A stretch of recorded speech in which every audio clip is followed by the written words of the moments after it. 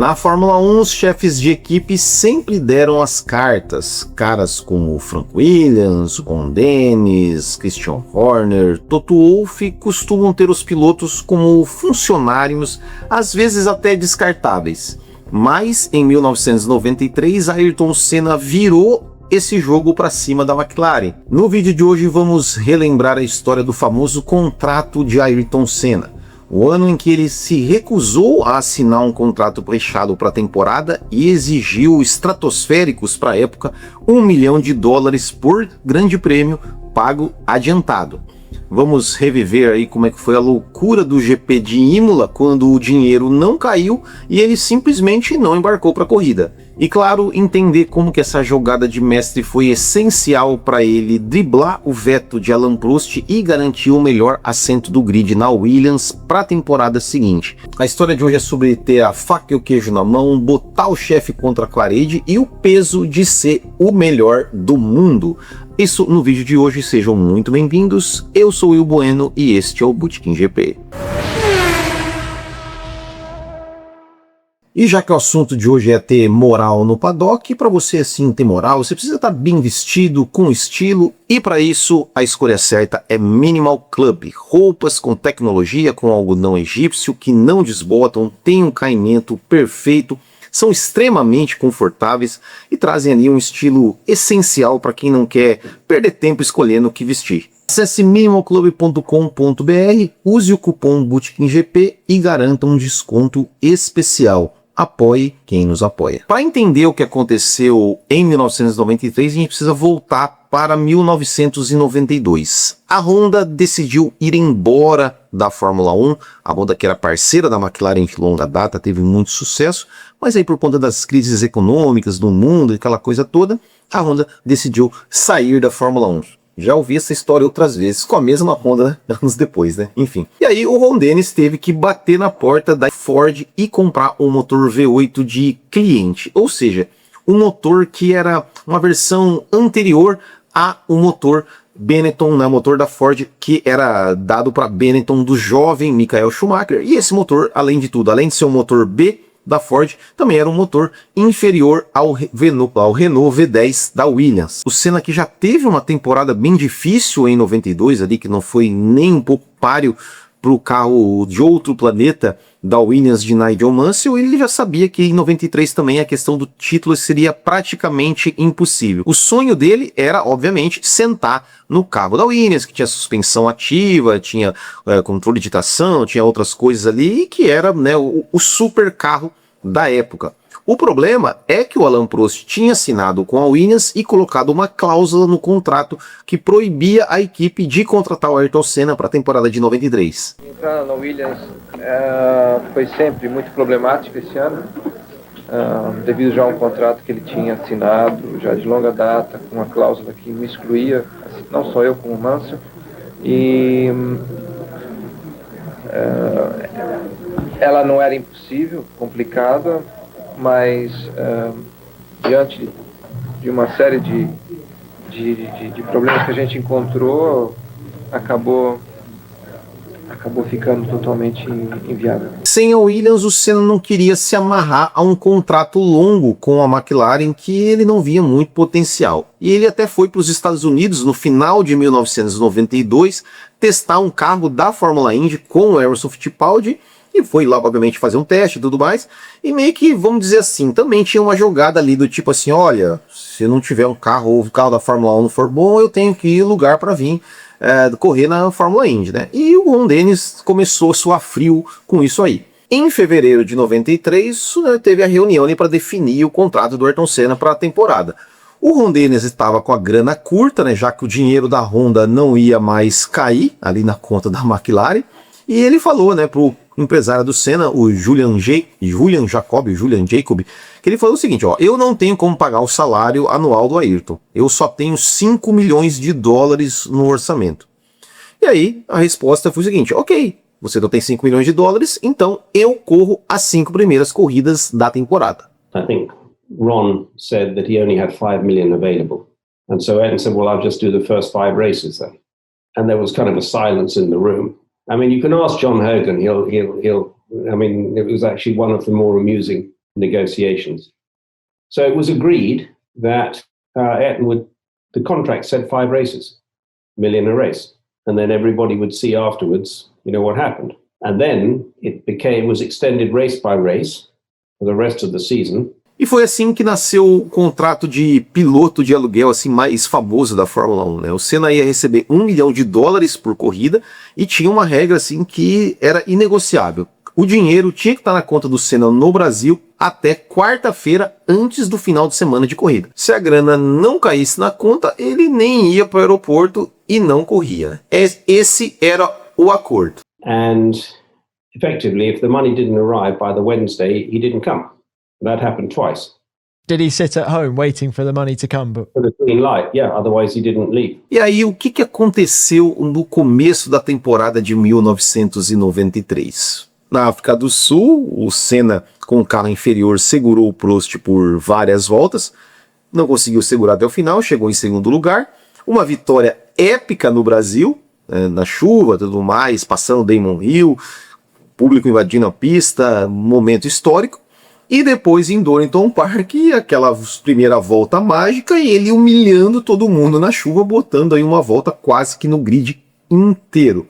Ou seja, o Senna se valorizou ainda mais, né, vamos dizer assim, se é que isso ainda era possível, né? Ele já era o tricampeão, ele já era o melhor piloto, ele já era tudo. E aí o cara começa em 93 dando show, nas 3 primeiras corridas, liderança do campeonato e tudo mais. E aí chegou a 4ª etapa do campeonato, o GP de San Marino em Imola. Quarta-feira antes da corrida, nada de dinheiro na conta. Na quinta-feira, nada. O empresário de Senna ligou pro Ron Dennis e falou: ó, Ron Dennis, o Senna não vai pegar o voo, não vai para Imola. Obviamente que o desespero bateu na McLaren, né? O Ron Dennis teve que revirar tudo, teve que implorar por adiantamento do patrocinador na quinta noite, e só na madrugada ali de quinta para sexta que o banco confirmou a transferência, né? O gerente ligou, ó, o Pix caiu, quer dizer, o Pix não, né? Na época era TED, né? O TED caiu, então pode ir. He arrived late in Imola because the money hadn't arrived, so he didn't leave. And then the office in Brazil couldn't find him. He'd gone off. And so he did come a day late, and Joe Ramirez went to Rome to pick him up by helicopter, but went to the wrong airport. So he went to Ciampino instead of Fiumicino, whatever it is, and he arrived very late, did the first practice session, stuck it in the pit wall, if you remember, at the end of it. Well worth his $1 million. So that was one, and then there was another occasion as well. The German Grand Prix was the other. E aqui eu vou fazer um parênteses, que é o seguinte: em 1993, o Ayrton Senna, né, tinha esse contrato de corrida, e o seu companheiro de equipe era o Michael Andretti, né, o americano lá tal, piloto que tinha vindo da Fórmula Indy. E a McLaren contratou o Mika Hakkinen, trouxe o Mika Hakkinen da Lotus para ser piloto reserva, para ele ficar ali de prontidão caso em alguma corrida o Senna realmente não corresse, né? Então, muita gente acha que o Mika Hakkinen correu como piloto de teste, assim, foi contratado para substituir o Michael Andretti. Não, na verdade o Hakkinen estava na McLaren desde o começo do ano para ser o reserva ali, caso o Senna não corresse, porque o Ron Dennis realmente tinha medo real que o Senna, em alguma corrida, o Senna não fosse aparecer para correr, e aí colocava o Hakkinen no lugar dele. Voltando aí, então o Senna pegou o primeiro voo comercial que tinha ali para a Itália. O Joe Ramirez, que também trabalhava na McLaren, alugou um helicóptero ali para o Senna lá na Itália, e enquanto isso, né, já estava ali todo mundo se preparando para os treinos livres de sexta-feira. O helicóptero pousou atrás dos boxes com ali poucos minutos antes da sessão iniciar, e o Senna desceu do helicóptero, né, se arrumou ali já com o início do treino livre, se arrumou, botou macacão, capacete. Inclusive o Senna bateu nesse treino livre ali, escapou, bateu no muro e tudo mais, mas conseguiu fazer todo o final de semana normal, se classificou na 4ª posição, mas acabou abandonando a prova, mas estava com dinheiro no bolso. Bom, e o Senna obviamente continuou dando show na temporada, ganhou sua 6ª vitória em Mônaco, teve outros grandes desempenhos ao longo da temporada, e esse esquema aí, né, de fazer contrato por corrida, ele assim, não era só para simplesmente, só para irritar o Ron Dennis, ele era, digamos assim, vamos dizer, uma jogada genial, comercial, que é o seguinte: o Senna, então assim, como esse contrato era assinado por corrida, ele não estava amarrado contratualmente com ninguém.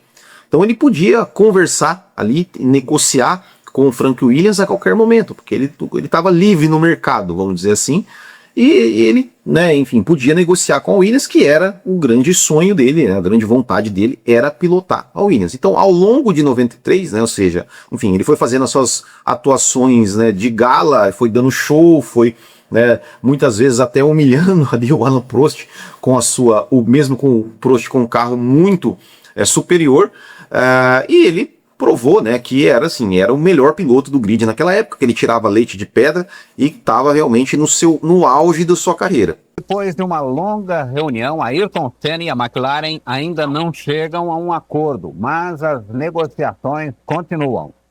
Ayrton Senna passou o dia todo aqui na sede da McLaren, reunido com patrocinadores e com a direção da equipe. Apesar do novo carro já estar testado e aprovado, ainda não houve um acordo para o novo contrato dele.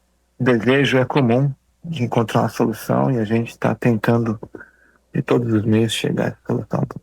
Existe toda uma série de medidas que têm que ser tomadas a partir de uma decisão positiva, supostamente. Eu sou apenas uma parte integrante desse desejo, desse sonho, de não só eu provavelmente voltar a uma competitividade na qual eu corro atrás tanto, mas também a McLaren. E todos aqueles que acompanham e dão suporte à McLaren, direto ou indiretamente, também depende de todo mundo. E aí, com isso, além disso, né, no meio do ano, o Frank Williams avisou o Prost, né, ó, sua cláusula de veto acaba em 93, e a gente vai trazer o Senna para cá em 94, né, não tem jeito, né, o Frank Williams, daquele jeito dele, né, de sempre demitir os seus campeões do mundo, como assim, e o Prost, que não queria dividir de novo de garagem com o Ayrton Senna, depois do que aconteceu na McLaren, ele, enfim, garantiu o tetracampeonato e decidiu se aposentar da Fórmula 1. Ou seja, o Senna conseguiu aí correr pela McLaren sem ter um vínculo contratual, podendo, enquanto isso, negociar com a Williams, encher o bolso de dinheiro, e ele finalmente deu tudo certo para ele e para a Williams para a temporada de 94. E isso, é claro, né, é entender, né, o tamanho que ele tinha dentro do esporte, né? Ou seja, ele tirou o máximo de dinheiro possível da McLaren ali em, digamos assim, uma certa crise e garantiu, né, o melhor carro pro ano seguinte. Mas sobrou uma conta matemática nesse meio aí, que é o seguinte: se o Ron Dennis falou que só tinha 5 milhões de dólares no início do ano, de onde que ele tirou dinheiro para pagar as outras 11 corridas em 1993? A Marlboro, principal patrocinadora da equipe, teve que entrar, né, nos bastidores ali para pagar, né, esse valor, porque, enfim, viu, né, que o Senna trazia muita visibilidade para a marca, né, com suas atuações de gala na temporada. E aí, né, teve que falar, não, então vamos bancar esse restante de contrato, mas a gente vai contar os detalhes dessa história nos vídeos exclusivos para os apoiadores, e também dizer, né, que como isso tudo, né, como toda essa negociação também tem a ver com a pressão que foi feita ali para que a Ford trouxesse e desse os mesmos motores para a McLaren, os mesmos motores da Benetton para a McLaren. Então a gente vai contar essa história no vídeo exclusivo para os apoiadores. E você gosta do nosso conteúdo, vê valor em nosso trabalho e quer aí receber conteúdo exclusivo aí como uma contrapartida, clica aqui no YouTube em Seja Membro, apoie o nosso canal. E é isso aí. Se você não é apoiador, não quer ser, ou não pode, não tem condições, deixa o seu like aqui no vídeo, deixa o seu comentário, que isso já ajuda a gente bastante. Certo, pessoal? Muito obrigado, grande abraço a todos, até o próximo e tchau.